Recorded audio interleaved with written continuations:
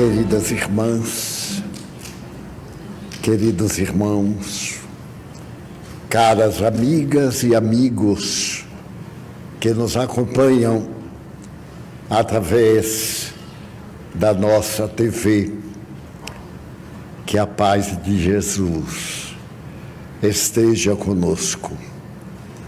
Posso imaginar o que foi a surpresa dos amigos de Lázaro depois que ele ressuscitou.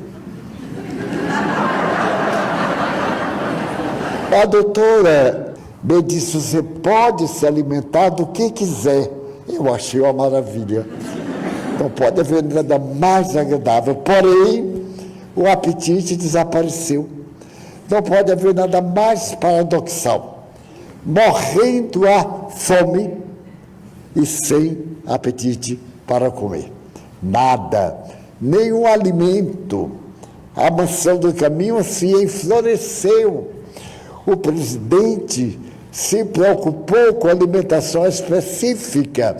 E eu só ouvi os cochichos. Comprou isto, comprou aquilo, comprou pimenta do reino, comprou sal, comprou não sei o quê, e tem uma cozinheira especial. E eu fiquei esperando o que era de especial. Era carneiro, carne de charque, essas coisinhas leves, feijoada.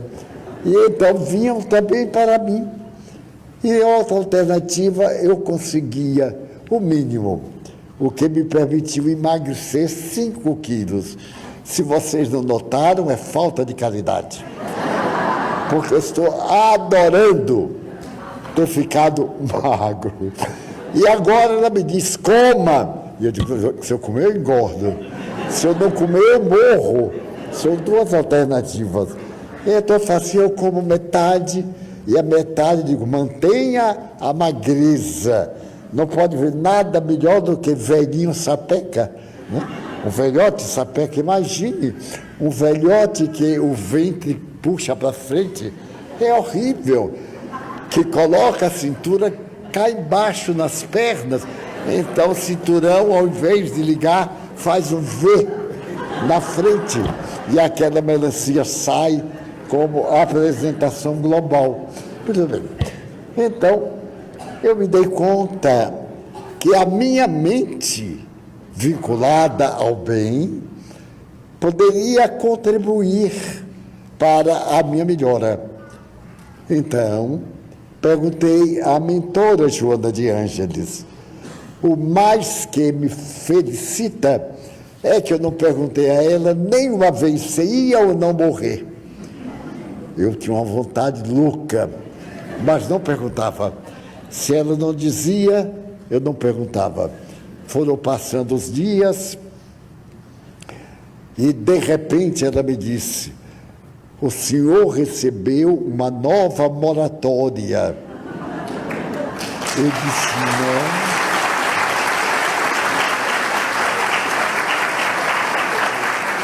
Eu, que sou uma pessoa lúcida, perguntei: de quanto tempo?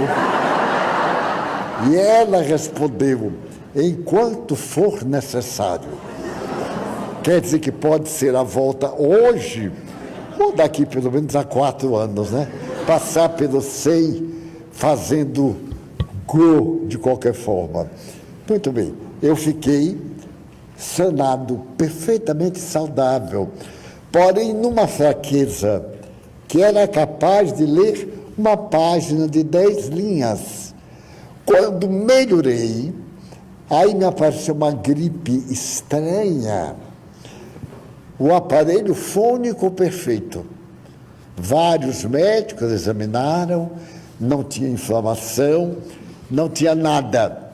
E eu fiquei com a voz impossível.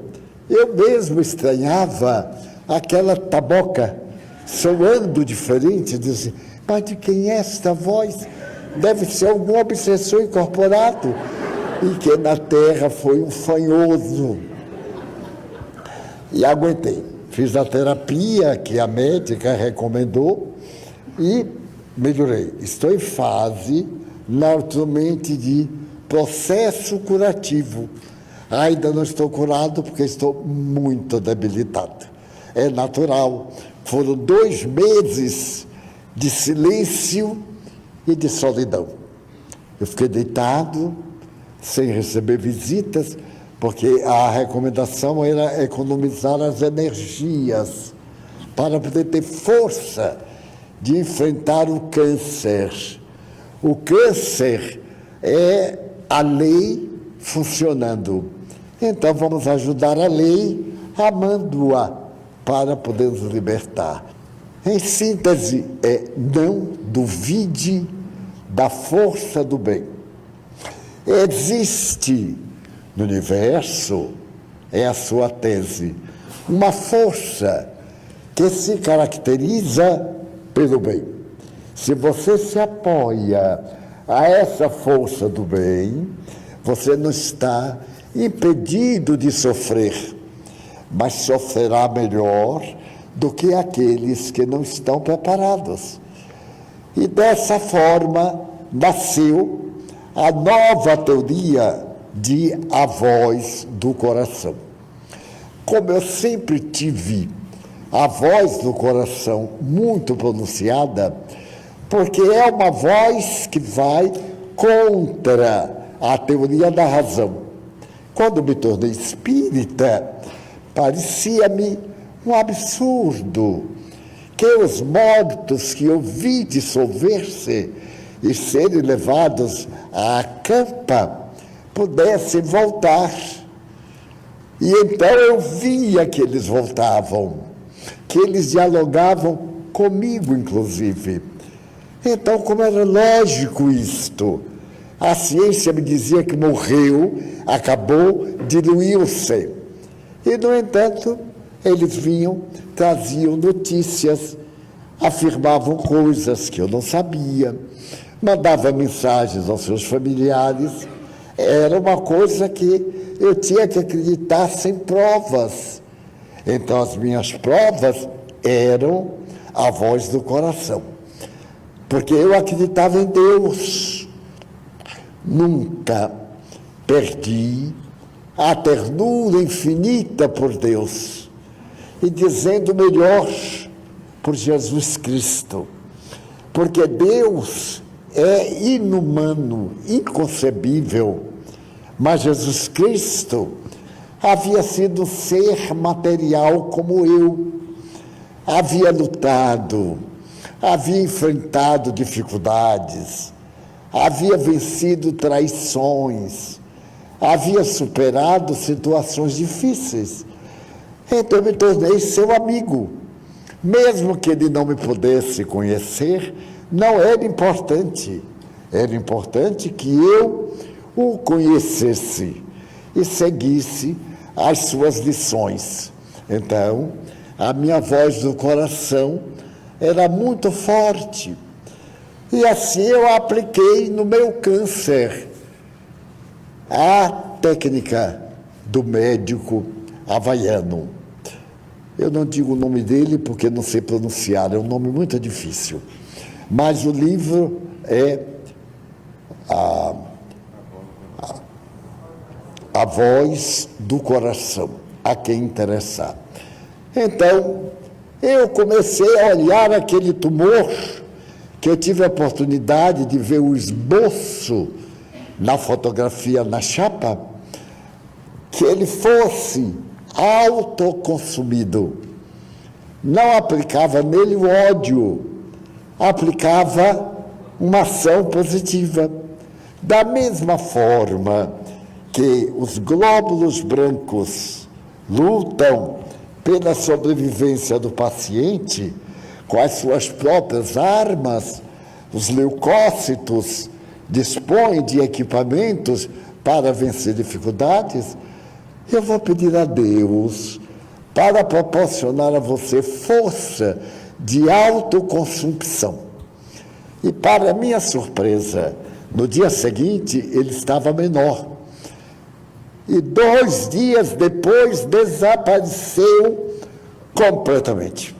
A área, como numa fotografia, apareceu perfeitamente livre de qualquer tumoração, de qualquer deformidade ou de qualquer problema na área. Porém, ficou a problemática da saúde do aparelho, que havia sido a consequência do câncer. Então, a minha médica disse que eu necessitava de fazer um longuíssimo tratamento e que, ao mesmo tempo, me fortalecer, alimentar-me bem.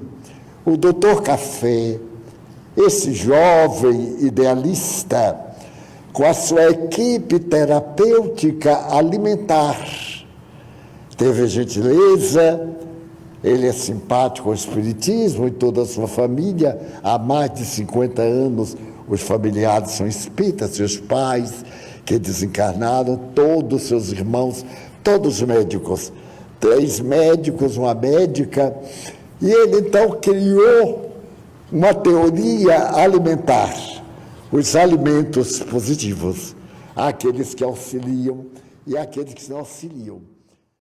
Gostaria de dizer que vale a pena amar. Se você não é amado, não é importante. Importante é quando ama. Não se preocupe com os inimigos. Todos nós temos inimigos. Mas isso é secundário. O importante é não ser inimigo de ninguém.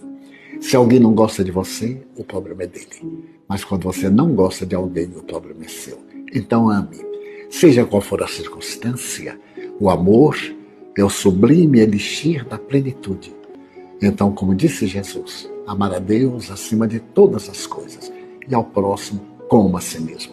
Ame-se também. Quando você se ama, você se instrui, você se cuida, você se prepara para uma vida feliz. E somente quando você se ama é que você é capaz de amar a outrem. Porque amando-se, você pode perceber as dificuldades que existem para o indivíduo abandonar as suas imperfeições, as suas mazelas. Então nasce a tolerância, a compreensão, a fraternidade, por fim o amor. O amor é a alma da vida.